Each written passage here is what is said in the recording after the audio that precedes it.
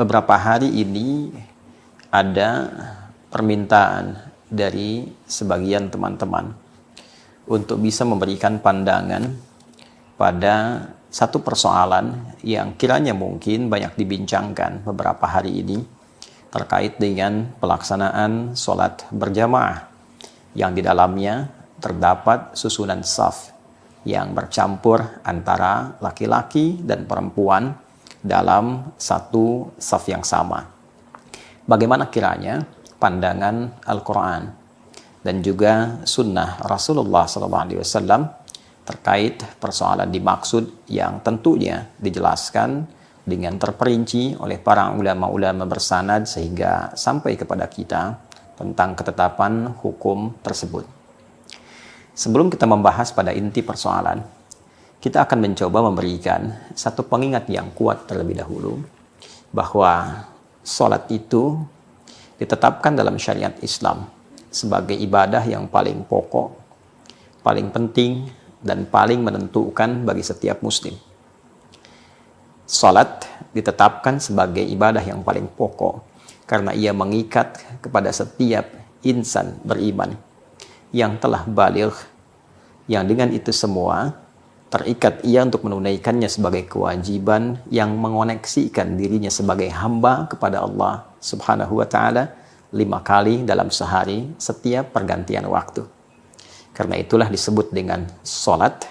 Secara fikih, kebahasaan ia bermakna doa, tapi secara akar bahasa ia juga memiliki akar yang serupa dengan kata silah, yaitu sesuatu yang tersambung, terkoneksi.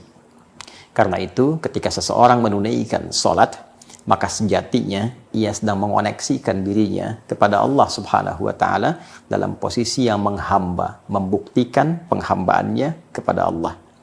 Untuk itulah ketika seseorang telah menyatakan Allah adalah Tuhan saya, asyhadu an la ilaha illallah, maka pembuktian kebertuhanannya dibuktikan lewat ibadah salat. Demikian isyaratnya di Quran surah ke-20 Thaha di ayat ke-14 itu. Innani anallahu la ilaha illa ana fa'budni wa aqimis salata lidzikri. Sungguh akulah Allah, kata Allah, yang tiada Tuhan selain aku. Maka buktikan kebertuhananmu kepada aku dengan menyembahku. Dan caranya dengan menunaikan sholat agar terkoneksi denganku. Demikian Quran surah ke-20 Thaha ayat ke-14. Singkatnya, sholat menjadi ibadah pokok karena ia adalah pokok iman yang membuktikan keberimanan kita, kebertuhanan kita kepada Allah Subhanahu wa Ta'ala. Karena itulah di Quran surah kedua Al-Baqarah di ayat ke-143, sholat juga disebut dengan nama iman. Wa ma kana Allahu liyudhi'a imanakum. Dan Allah tidak akan pernah menyia-nyiakan sholat yang kau tunaikan dengan keimananmu itu. Untuk itulah sekali lagi, sholat disebut sebagai bagian dari ibadah pokok untuk membuktikan keimanan kita dalam setiap pergantian waktu di setiap hari itu.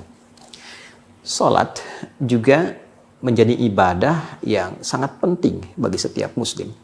Karena hikmah di balik ibadah sholat ini memberikan dampak langsung kepada perilaku mulia yang memberikan identitas sebagai seorang muslim. Ini yang diisyaratkan dalam Al-Quran surah ke-29 misalnya di ayat ke-45. Utlu ma uhiya ilaika minal kitab wa aqimis salah. Inna salata tanha 'anil fahsya wal munkar.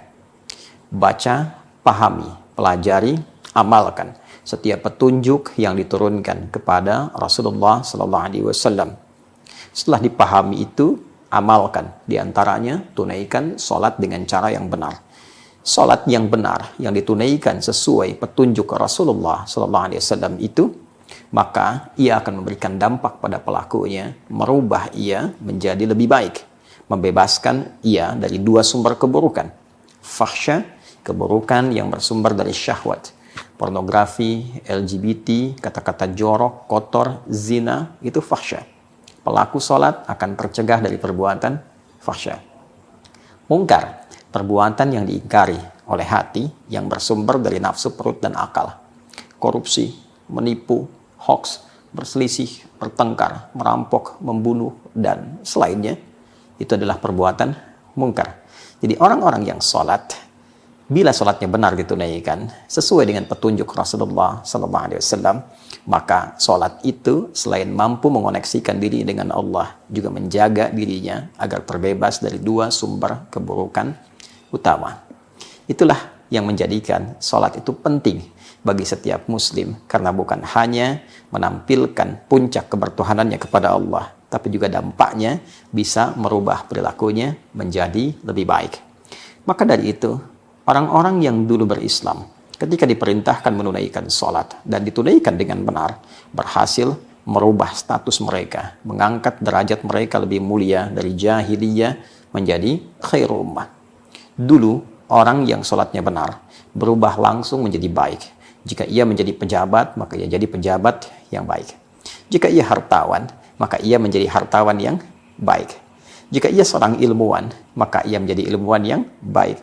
Kebaikannya melahirkan aspek-aspek maslahat bagi siapapun yang terkait dengan aktivitas orang-orang dimaksud.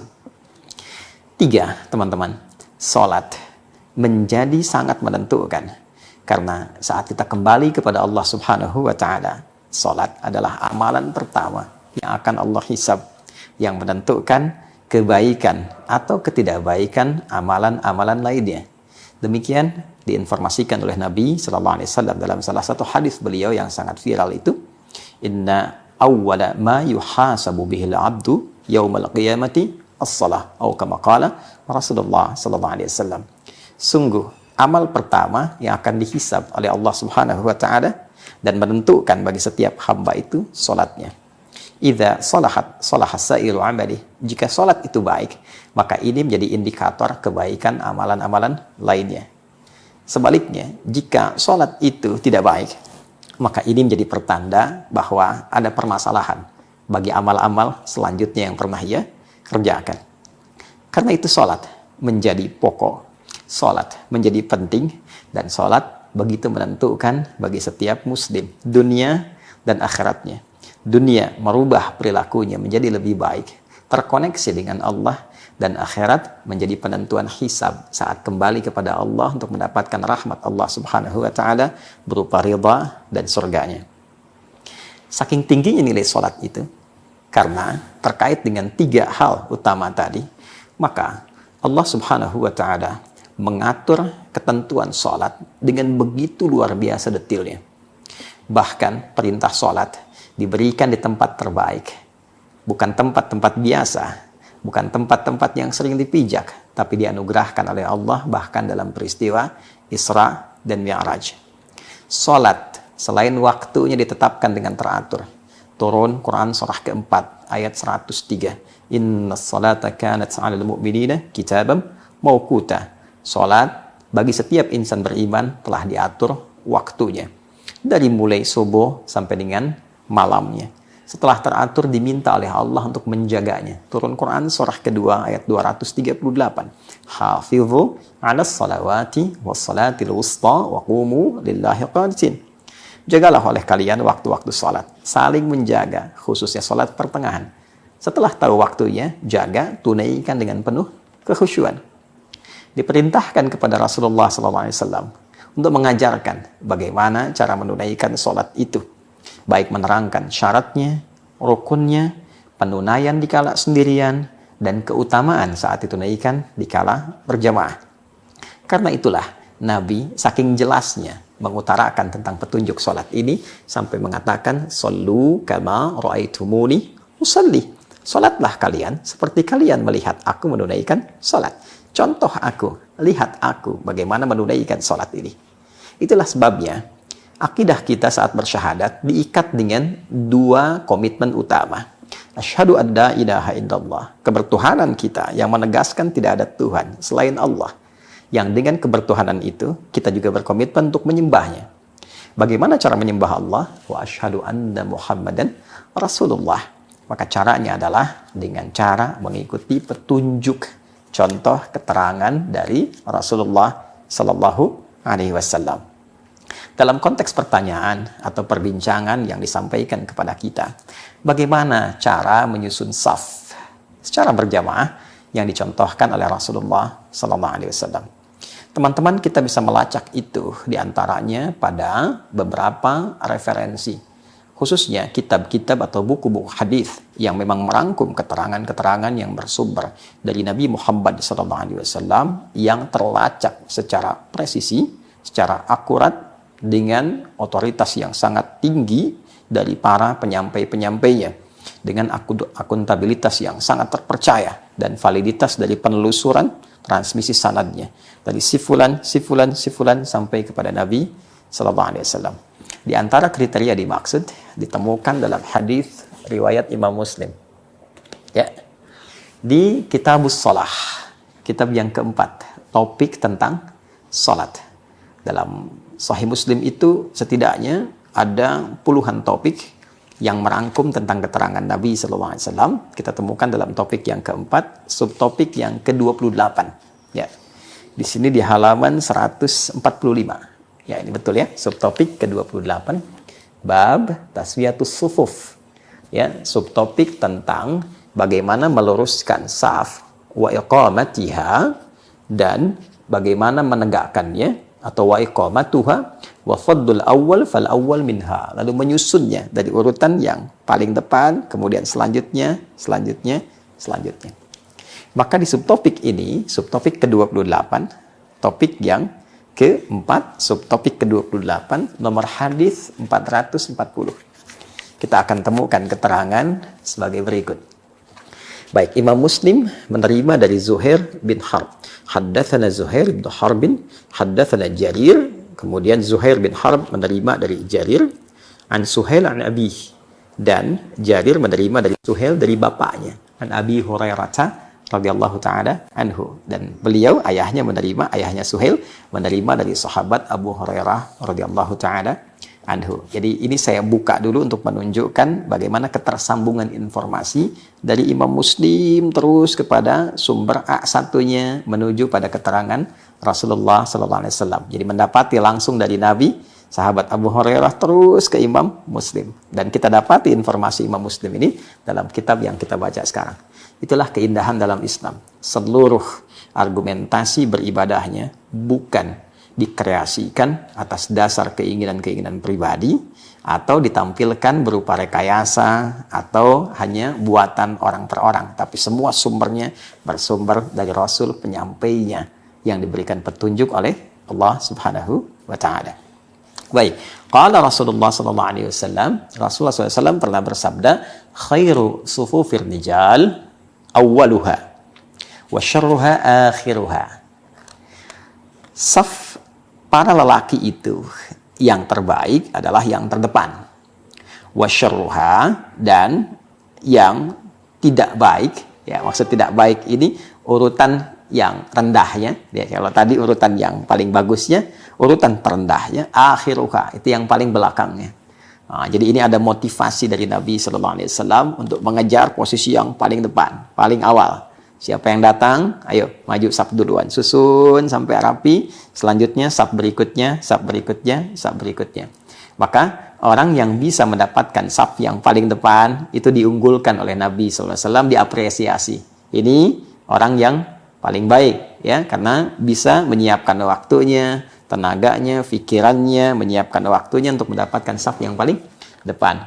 Ya, selanjutnya orang-orang yang mendapati yang berikutnya sampai yang paling belakang disifati oleh Nabi Sallallahu Alaihi Wasallam dalam konteks menyusun saf itu saf yang paling rendah urutannya. Ini wajar ya, sebagai bagian dari motivasi. Sebaliknya, wa khairu sufufin nisa'i akhiruha wa syarruha awwaluha. Sedangkan untuk saf perempuan itu paling belakang. Ya kan? Paling belakang. Dan dipandang yang paling rendah kalau ia mengejar ya yang depannya. Nah, ini apa maksudnya nih? Ya, ini apa maksudnya? Apakah kalau sudah ada saf perempuan sudah dibatasin tiba-tiba paling jelek di depan, paling bagus di belakang? Ya. Nah, ini bukan itu maksudnya. Ya. Yang dimaksudkan oleh Nabi Sallallahu Alaihi Wasallam di sini adalah seperti dikomentari oleh Al-Imam An-Nawawi. Jadi kalau kita melihat kepada syarah Sahih Muslim ini, Ya, ini yang kitab saya yang ini tanpa syarah, ada satu lagi yang bersyarah 9 jilid, syarah Imam An-Nawawi. Beliau menjelaskan bahwa yang dimaksud oleh Rasulullah SAW di sini adalah bagaimana menempatkan saf laki-laki dan perempuan itu supaya tidak bercampur. Ya, adami mukhalatatir rijali ya ma'an nisa, ya, supaya tidak ada ketercampuran antara laki-laki dan perempuan. Karena itu diatur supaya yang laki-laki mendapati saf yang paling depan, perempuan itu di belakang, maksudnya berjarak dengan laki-laki.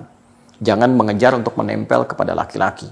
Ya, diambil jarak supaya tidak ada percampuran antara laki-laki dan perempuan. Demikian ya yang disampaikan penjelasannya oleh Al-Imam Ad-Nawawi. Untuk itulah bahkan Al-Imam Al-Ghazali ya rahimahullah dalam kitabnya Ihya Ulumuddin itu pernah menyampaikan satu pendapat yang dipraktekkan sampai kini oleh masyarakat kita. Dan jangan lupa Imam Al-Ghazali itu juga faqih, seorang ahli fikih dan punya kitab ya penjelasan-penjelasan dalam fikih bermadzhab Asy-Syafi'i. Baik, beliau berpendapat bahwa hendaknya dibuat satu pemisah ya, yang memisahkan antara saf laki-laki dengan perempuan, semacam hijab. Nah, itu kita praktekkan saat ini. Ya. Dan apa di antara fungsi hijab itu melanjutkan pandangan Al-Imam An-Nawawi supaya tidak terjadi percampuran, bukan hanya percampuran secara fisikal, tapi juga percampuran secara non-fisik. Yang mungkin saja ketika terlalu dekat perempuan dengan laki-laki, yang perempuan bisa melihat ya gerakan laki-laki atau mendengar suara-suara dan sebagainya, ya, sehingga dengan itu berpengaruh bukan hanya kepada kekhusyuan salat yang ditunaikan, tapi dalam beberapa kasus juga ya dikhawatirkan terjadi hal-hal yang tidak diinginkan ketika menunaikan salat. Ya, ada satu lagi yang ditekankan oleh Al-Imam Al-Mawardi. Beliau punya kitab diantaranya ada Al-Hawi Al-Kabir. Ya, berpendapat bahwa saking dijaganya pengaturan saf laki-laki dan perempuan supaya tidak ada terjadinya percampuran antara laki-laki dan perempuan, itu sempat disampaikan oleh beliau satu riwayat di era-era terdahulu yang meminta kepada para imam ya laki-laki tentunya, kemudian juga makmum laki-laki untuk diam sejenak ketika sholat telah usai supaya yang perempuan keluar terlebih dahulu. Itu sampai diatur bagaimana ketika sholat tuntas dikerjakan, yang imam makmum laki-laki diam dulu supaya yang perempuan keluar dulu, setelah selesai perempuan sejenak baru kemudian laki-laki keluar.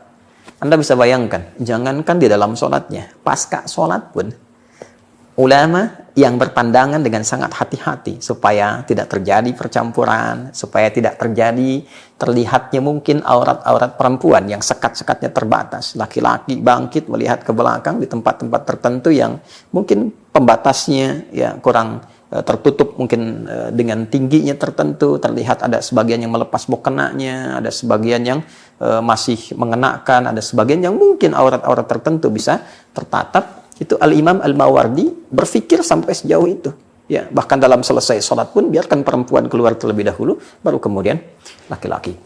Nah, beberapa pandangan ulama ini memberikan kesan kepada kita bahwa bagaimana sholat itu bukan hanya penting ditunaikan dengan penuh kekhusyuan, pemenuhan terhadap syarat dan rukun, tapi juga bagaimana adab akhlak dalam penunaiannya diatur supaya tetap menjaga nilai-nilai ketaatan dan kemuliaan di hadapan Allah Subhanahu wa taala yang mengikuti petunjuk Rasulullah sallallahu alaihi wasallam. Ada beberapa kesan yang ditampilkan oleh para ulama kita yang melampaui zamannya, yang membahas kemungkinan-kemungkinan persoalan terjadi. Karena di era terdahulu kiranya jarang didapati atau mungkin juga tak pernah didapati ada perempuan bercampur sholatnya dengan laki-laki. Di era-era sahabat misalnya, tabi'in misalnya. Tapi para ulama kita itu sudah mendiskusikan bagaimana kalau ada perempuan yang bercampur dengan laki-laki di satu saf yang sama. Maka di sini dibagi pada dua bagian oleh para ulama. Yang pertama, jika percampuran dimaksud tidak diiringi dengan adanya pemisah. Laki-laki langsung perempuan, perempuan lagi laki-laki lagi, atau laki-laki perempuan laki-laki tanpa ada pemisah. Yang memungkinkan adanya sentuhan, kan? baik secara fisik ataupun tak langsung, ya, karena fitrah itu kan tak bisa ditolak, keberpasangan, ya kan, saling hasrat dan sebagainya, ya kan. Ketika itu terjadi, maka yang pertama ini, kasus pertama dianggap salatnya tidak benar, ya, salatnya batal, salatnya tidak memiliki nilai dalam sahnya salat. Ini sepakat para ulama, tidak ada perbedaan di dalamnya. Jika dalam konteks penunaian itu ada sekat, misal ini laki-laki, kemudian disekat, apakah dengan kursi atau yang lain, lalu ada perempuannya, lalu ada laki-laki lagi dan seterusnya. Maka di sini terbagi dua pandangan ulama. Nah, ulama Hanafiyah berpendapat bahwa berpotensi sholat demikian membatalkan untuk yang laki-laki. Ya, dianggap sholatnya batal untuk yang laki-laki. Sekalipun yang perempuan, ya, bisa benar menunaikannya. Benar dalam artian itu dia dari takbir sampai salam, mungkin dia benar menunaikan. Walaupun statusnya bermasalah juga. Jadi dalam konteks berjamaahnya, statusnya tetap bermasalah. Tapi yang laki-laki dianggap batal. Karena boleh jadi ada hasrat-hasrat tertentu, atau ada dalam penunaiannya gambaran-gambaran tertentu yang mungkin berpengaruh dengan keberadaan perempuan yang sholat di sampingnya. Itu pandangan Hanafiyah. Sementara mayoritas, ada Syafi'iyah, ada Malikiyah sebelumnya, juga ada Hanabilah berpandangan statusnya makruh, sangat tidak disukai, kan? Jadi walaupun ada yang menunaikan berjamaah di laki-laki, sekat perempuan, sekat laki-laki dan sebagainya, maka status berjamaahnya sangat tidak disukai, makruh. Ya, Anda datang memenuhi undangan, ya kan? Diatur oleh yang mengundang. Ini laki-laki ya jalurnya, ini perempuan. Tiba-tiba ada perempuan nerobos ke sapnya laki-laki, ya kan? Ke antriannya laki-laki. Baik, ketika sudah sampai ke depan, yang menerima, ya, yang mengundang itu ketika akan menerima sudah tahu itu bagiannya perempuan, yang ini kok di laki-laki, ya, maka nampak ekspresi ketidaksukaan, ketidaknyamanan, ya, walaupun mungkin dalam kondisi itu melihat sudah ada di depan nih, ya kan, tanggung nih, walaupun disekat nih 1, 2, tapi dia memaksa ingin masuk di bagian laki-laki, ya, yang terjadi seharusnya kan ada yang melarang, ya kan, ini jalurnya ibu, ini jalurnya bapak. Tapi boleh jadi dalam kondisi tertentu ada mungkin kondisi-kondisi yang merasa punya kedudukan tertentu, ya kan? Oh, saya pengen ke sini aja, saya pengen langsung, ya, bersalamannya lewat jalur bapak karena saya punya kedudukan, ya. Ini pejabat A, ini pejabat B, sehingga yang ingin melarang petugas akan tak punya kuasa di situ, ya. Tapi tetap ketika menerima, ya, orang yang punya hajat untuk mengundang itu ketika menerima merasa tidak nyaman karena bukan tempatnya di situ. Sekalipun dia punya kedudukan, punya jabatan, namun telah diatur posisinya.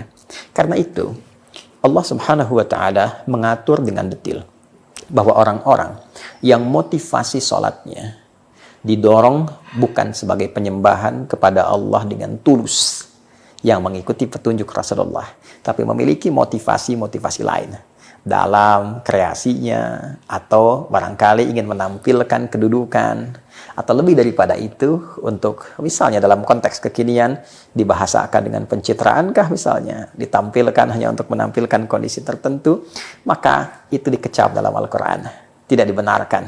Sehingga Allah memberikan pandangan yang langsung dengan firman-Nya, fawailul lil musallin alladzina hum an salatihim sahun alladzina hum yura'un. Demikian di surat Al-Ma'un itu. Maka ada potensi celaka bagi orang sholat. Ya, wail di situ dikecam, sesuatu yang tidak dibenarkan, melebihi tidak disukai. Ya, dikecam, kemudian ya dikecilkan, ya, dan dihinakan. Dalam konteks itu tidak dipandang, ya, diabaikan, tapi juga dikecam, ya, kecaman, ya. Ya, siapa orang-orang yang dikecam itu? Lil musallin, ada orang yang sholat tapi salah motivasi sholatnya. Alladzina hum an salatihim sahun, yaitu orang yang lalai dalam sholatnya. Ya, siapa itu? Alladzina hum yura'un, yaitu orang-orang yang ingin dipandang oleh makhluk, orang-orang yang ingin mengesankan citra tingginya, orang-orang yang ingin menghadirkan pencitraan bagi dirinya. Sholat seharusnya menampilkan penghambaan kita kepada Allah, ingin dilihat Allah, itulah ihsan. Ketika sholat dilakukan ingin dipandang makhluk, ingin dilihat makhluk, ingin dicitrakan makhluk, maka berubah dari penghambaan kepada Allah menuju sifat riya yang ingin diangkat oleh makhluk. Sholat itu ibadah untuk bersujud, sujud artinya merendahkan. Semakin kita merasa rendah, maka Allah meninggikan. Sebaliknya, ketika seorang menunaikan sholat dan merasa dirinya tinggi, maka ia rendah di hadapan Allah. Fawailul lil musallin. Untuk itu, saudara-saudariku, yang ditampilkan ini adalah pencerahan. Bukan untuk memojokkan, bukan untuk merendahkan, bukan untuk mencela atau digunakan sebagai peluru untuk menghujam orang lain. Tidak. Ini justru untuk pencerahan kita semua supaya mendapatkan keterangan-keterangan jelas baik dalam Al-Quran ataupun dalam hadis-hadis Nabi Muhammad Sallallahu Alaihi Wasallam. Tentu setiap aktivitas telah dilatar belakangi oleh motivasi, mungkin juga memiliki argumentasi, tapi demikian pandangan para ulama yang disampaikan baik dari segi adabnya, runtutan dari dalil-dalilnya, argumentasinya, sampai sikap kita menghamba di hadapan Allah Subhanahu wa Ta'ala. Kita saling mendoakan, memberikan pencerahan yang meneduhkan, mengajak untuk mendapatkan siraman rohani yang mencerahkan. Yang dengan itu tentunya mudah-mudahan kita semua dimuliakan oleh Allah Subhanahu wa Ta'ala. Saya ingin menekankan sekali lagi, setiap orang itu punya hak untuk mendapatkan kebenaran dan kesolehan. Karena itu, bila pun ada kasus-kasus tertentu yang diduga tidak seperti pakemnya, tidak seperti idealnya, maka setidaknya kita belajar dari itu semua untuk saling memperbaiki, saling mengajak pada kebaikan, dan saling memberikan motivasi pada kemuliaan. Sekali lagi, semoga kita dijaga oleh Allah dalam kebaikan. Allah memuliakan kita selama berkehidupan dan mewafatkan kita sebagai hamba terbaik saat kita berpulang husnul khatimah. Demikian, subhanakallahumma bihamdika, asyhadu an la ilaha illa anta, nastaghfiruka wa natubu ilaik. Wa akhiru da'wana alhamdulillahi rabbil alamin. Assalamualaikum warahmatullahi wabarakatuh.